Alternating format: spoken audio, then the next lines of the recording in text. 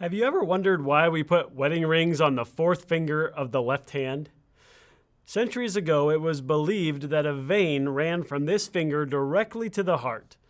And so, throughout the Roman Empire, the wedding ring was placed on that finger. The only problem? It's not true at all. There's no direct connection from the ring finger to the heart. But the symbolism has lived on from the Romans all the way to modern America.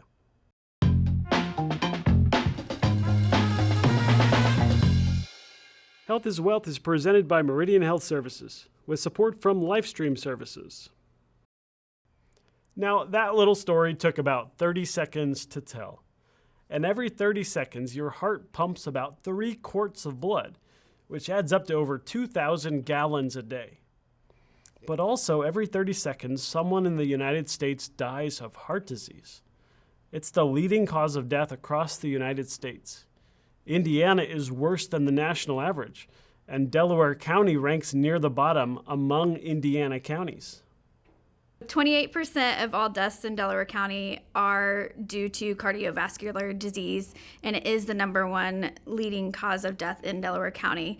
Over the last 4 years, we have seen a big increase in this, almost 7%. So some of the risk factors for heart disease is obesity. It can be high blood pressure, high cholesterol, and also smoking. There are medications that can help treat these underlying conditions, including medications that can help make quitting smoking so much more achievable.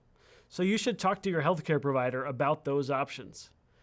Healthy habits are a crucial part of the fight against heart disease, and studies show that weight management medication, for example, works best in combination with healthy habits.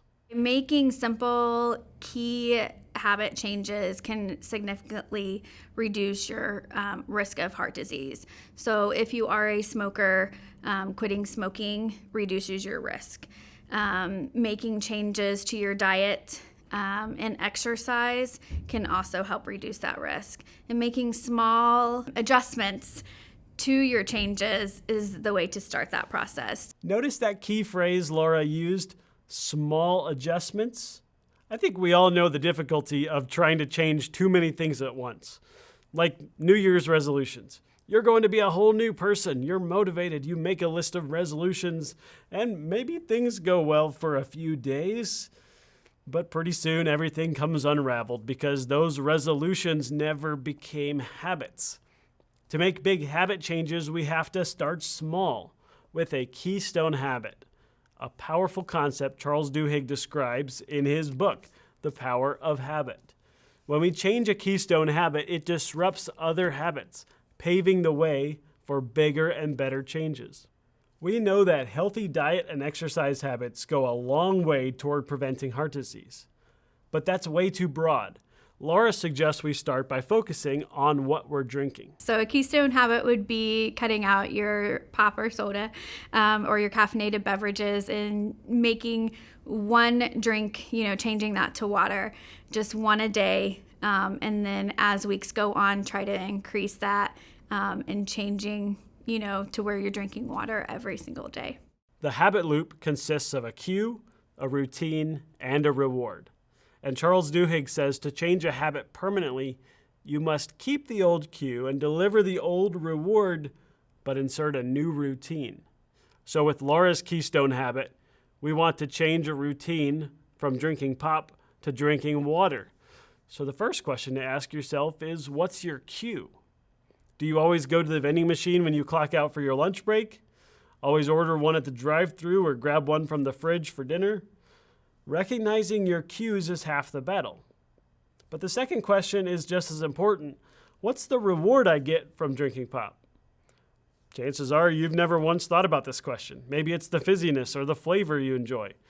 If so, maybe try sparkling water or adding a 0-calorie flavor packet to your water. But maybe the reward actually has nothing to do with what you're drinking.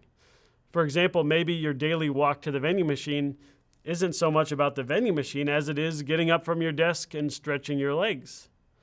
So you could get up for a walk at your regular time, but walk the other direction. Again, the goal is to recognize your cue and give yourself the same reward, but change up your routine. This Keystone habit of substituting water for pop once a day is a perfect example of a concept called small wins.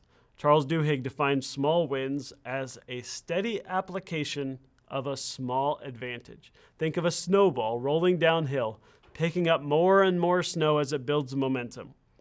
The small win of changing 1 drink a day to water will help you feel ready to tackle the second pop. And by the time you're drinking all water all day, you'll start to believe that you really can tackle a new habit too. That's what makes it a great Keystone habit. Hey, thanks for watching. Make sure you like and subscribe so you don't miss an episode of Health is Wealth. In our next episode, we'll talk about a very common disease, but 80% of people who have it don't even know. Thanks for watching. I'll see you next time.